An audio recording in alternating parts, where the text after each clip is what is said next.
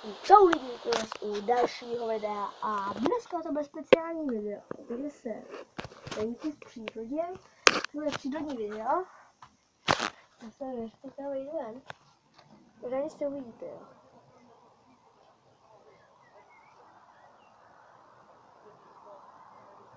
Jo, tam mohl slyšet tady hlas. A budu dělat takovou krátkou informačku.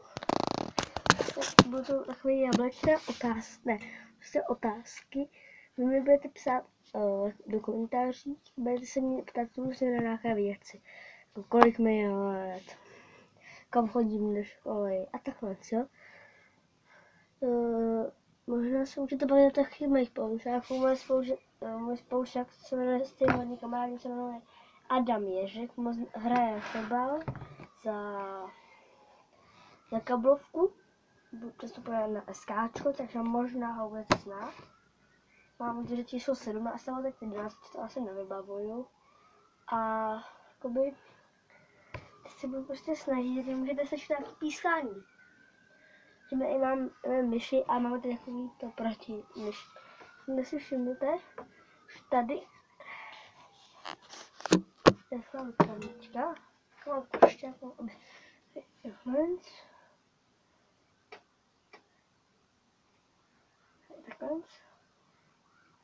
Yeah.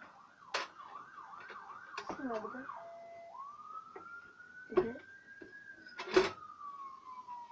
Tak. A budu dělat takovou sérii. Budou to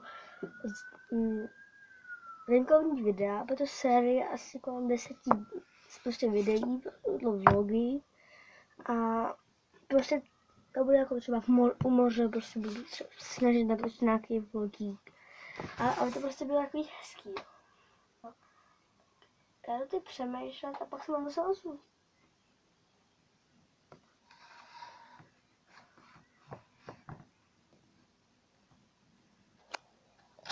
Když jsem to vymyslel a to server se bude jmenovat Zahraniční vlogy. Jo. A kdyby to bude takhle udělaný a doufám, že se vám toto video líbilo. Rozhodně dejte odběr, like a čusák.